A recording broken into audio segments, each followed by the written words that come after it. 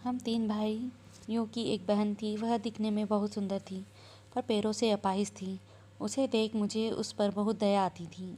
जब कभी हम काम के लिए बाहर जाते तो हम बाहर से ताला लगा देते थे, क्योंकि वह दिन भर बिस्तर पर ही लेटी रहती थी। अगर वह चलती तो भी या तो बैसाखी की मदद से या फिर व्हील चेयर पर बैठकर। पर जब हम घर वापस आते तो वह मेकअप करके और नए कपड़े पहनकर बैठी रहती थी। मुझे अब अपनी बहन पर शक होने लगा था। इसलिए एक दिन मैं काम पर से जल्दी लौट आया और दरवाज़ा खोलते ही सामने का दृश्य देखकर मेरे पैरों तले ज़मीन ही खिसक गई, क्योंकि मेरी बहन। मेरा नाम सूरज है। मैं गरीब परिवार से ताल्लुक़ रखता हूँ, जहाँ 2 वक्त की रोटी मिलना थोड़ा मुश्किल ही था। जब से मुझे समझ आया तब से मैंने अपने माँ बाप को लड़ते ही देखा था। उनकी कभी बनती नहीं थी। मेरी माँ बहुत ही अच्छी और एक सभ्य औरत थी, जिसने हमेशा पापा के व्यवहार को तरफ अनदेखा कर हमें अच्छे से पालन पोषण दिया। मेरे पापा एक बर्तन की दुकान में काम करते थे और उसी से मिले गिने चुने पैसों से हमारे घर का खर्च चलता था। उस पर हम 4 भाई बहन होने के कारण गुजर चलाना और ज़्यादा मुश्किल हो जाता था, और इस वजह से हमारे घर हमेशा लड़ाई होती रहती थी।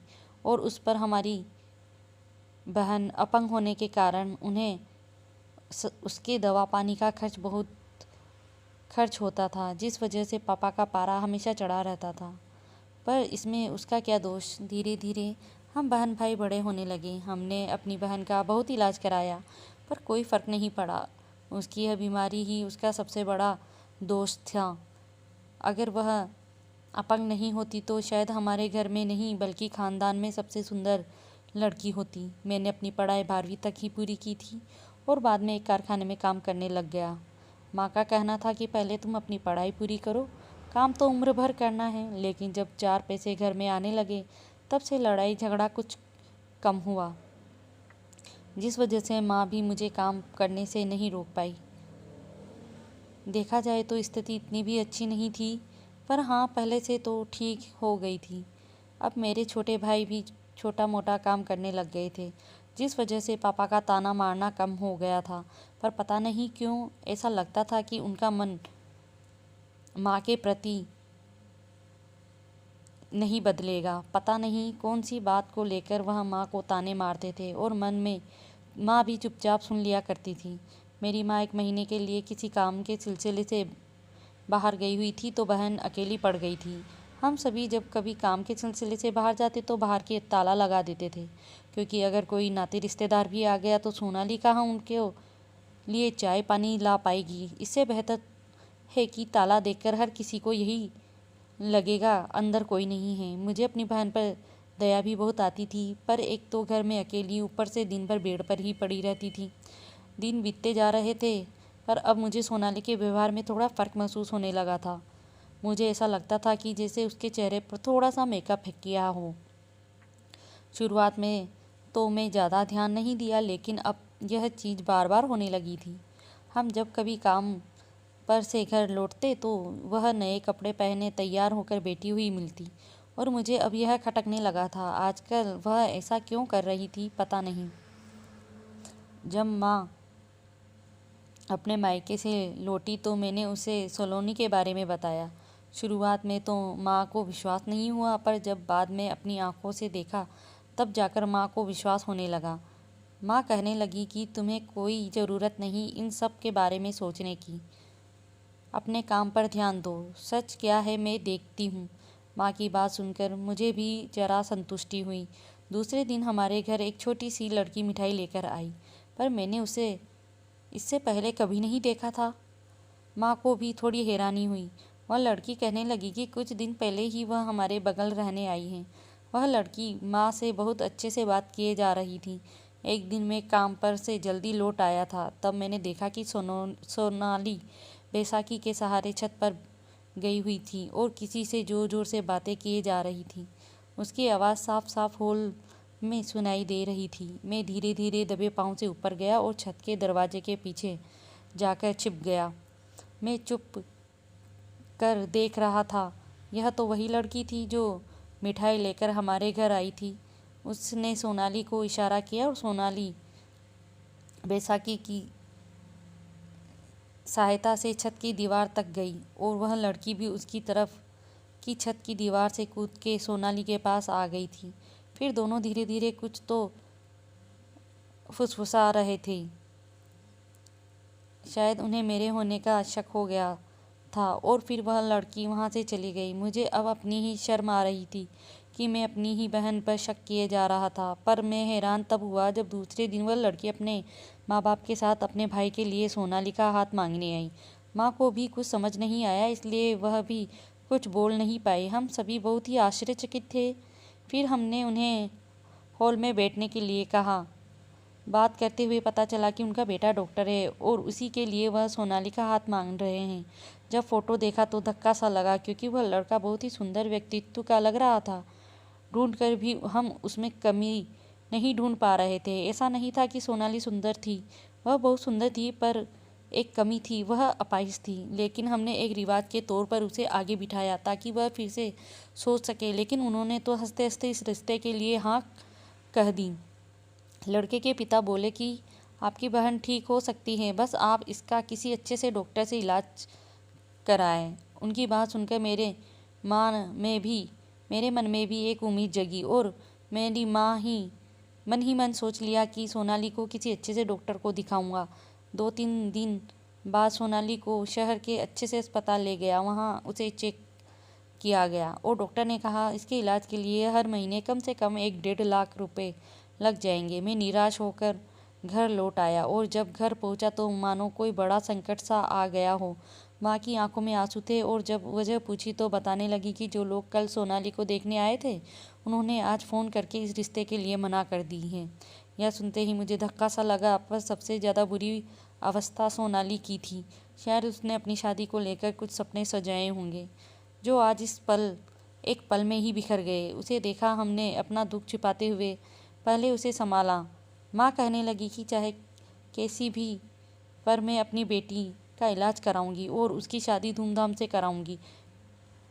मैं माँ की तरफ देखने लग गया, क्योंकि हमारी स्थिति इतनी भी अच्छी नहीं थी कि हम हर महीने लाख भर रुपए खर्च कर सकें। तब माँ कहने लगी कि तुम्हें चिंता करने की कोई ज़रूरत नहीं है। मैं एक आदमी को जानती हूँ जो एक डॉक्टर है, उसने कई ऐसे लोगों को अपने शिविर में इलाज किया है। दूसरे दिन माँ सोनाली को उस डॉक्टर के पास ले गई और जब वह लौटी तो उसके चेहरे पर खुशी भी थी और दुख भी। कहने लगी कि आपने बहुत देर कर दी अपनी बेटी के इलाज के लिए। अगर हो गई तो ठीक, वरना शायद ही यह कभी ठीक हो पाएगी। यह सुन मुझे भी बहुत बुरा लग रहा था। उन्होंने मेरी माँ को एक तरीका बताया जिससे सोनाली के पैरों में जान आ सकती है और जो 2 महीने तक करना होगा। और अगर वह करते समय सोनाली के पैरों में सूजन आ गई, इसका मतलब वह कभी ठीक नहीं हो सकेगी थी। माँ ने रोज़ उसके पैरों की तेल की मालिश करती और फिर पैरों को मलमल के कपड़े से लपेट देती थी। दिन में थोड़ी ही देर पर पैर खुले छोड़ती थी। मेरी माँ अपनी पूरी जान लगा दे रही थी सोनाली को ठीक करने में। पापा आते जाते बड़बड़ाते रहते कि यह सब करना बेकार है, पहले भी हम इसके ऊपर काफ़ी पैसा बर्बाद कर चुके हैं और आज भी इस अपाहिज लड़की के लिए पैसा बर्बाद कर रहे हैं। कभी कभी मुझे पापा पर बहुत गुस्सा आता था। आखिर उन्हें अपनी बेटी की चिंता क्यों नहीं थी। एक दिन जब मैं काम से लौटा तो माँ सोनाली के कमरे में थी और यह सुनाई दिया कि सोनाली माँ से कह रही थी कि मुझे छत पर जाना है। तब माँ उसे कहने लगी कि तुम खुली हवा में नहीं जा सकती। सोनाली रोने लगी और माँ से बोली कि मैं जानती हूँ कि आप लोग नहीं चाहते कि मैं ठीक हो जाऊँ। मुझे यह सुन बहुत गुस्सा आ रहा था, क्योंकि एक तो माँ दिन रात एक करके उसे ठीक करने में लगी हुई है और वह ऐसे बोल रही है। पर फिर भी मेरा हाथ दबाया, क्योंकि मैं उसे कुछ खाने जा रहा था और कहने जा रहा था और उसे छत पर जाने दिया। छत से आने के बाद वह एकदम नॉर्मल हो गई थी। बाद में मैं सोनाली के पास गया और उससे कहा कि तुम छत पर क्यों गई थी, वह भी मेकअप करके। हाँ तो क्या हुआ, मुझे मेकअप करना पसंद है और अब नहीं करूँगी तो कब करूँगी, सोनाली ने कहा। मुझे उसकी बात पर बिल्कुल विश्वास नहीं हो रहा था। सोनाली, तुम ऐसी सहेली से मिलने जाती हो जिससे तुम्हें शादी के झूठे सपने दिखाकर धोखा दिया है।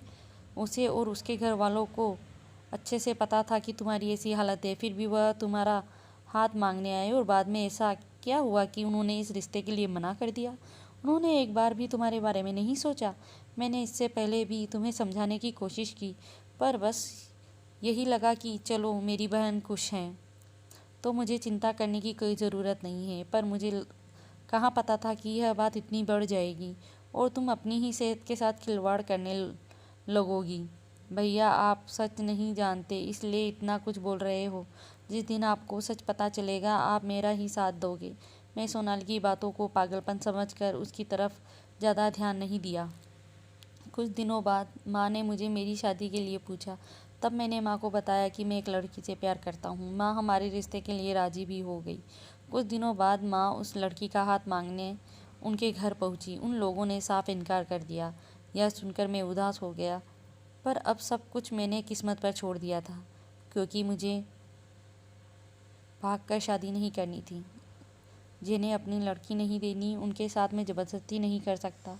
लेकिन दूसरे दिन जब माँ और पापा की लड़ाई हो रही थी तब मुझे माँ पर थोड़ा शक हुआ और पापा की बातें सुनकर मुझे धक्का सा लगा।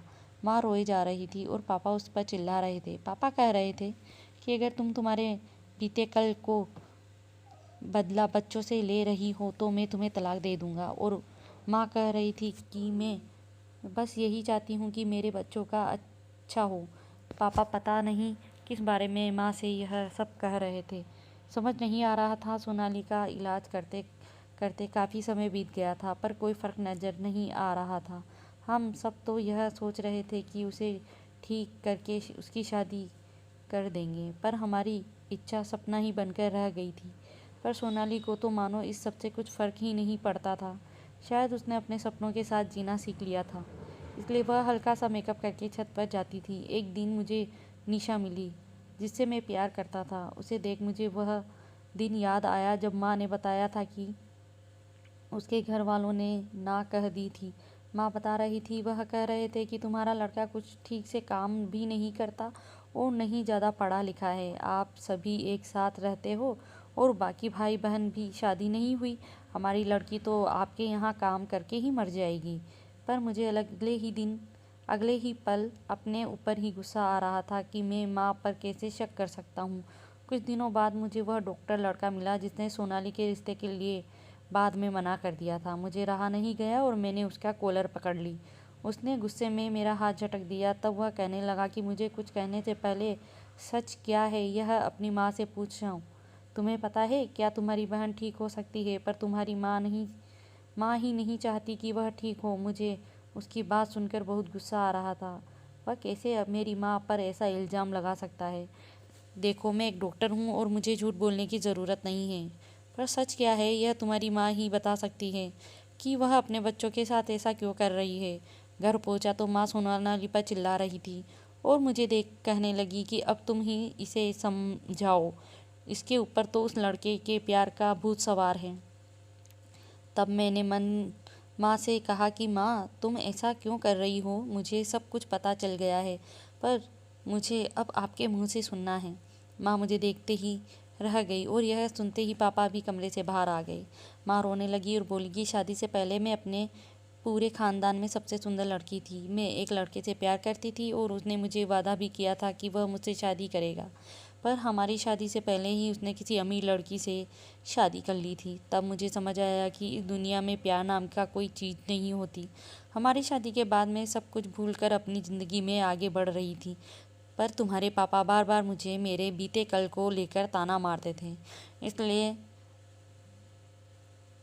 जो मुझे तुम्हारे और सोनाली के प्यार के बारे में पता चला तो मैं पहले तो बहुत खुश हुई, पर बाद में यही लगा कि मेरे जैसा धोखा तुम दोनों को ना मिले और मेरे जैसे ताने तुम्हें सुनने को ना मिले। और इसलिए मैंने जाकर दोनों जगह ना कह दी। सोनाली के पैरों की मालिश करके मलमल के कपड़ों में लपेट देती थी, तब भी उसे कोई फ़र्क नहीं पड़ा।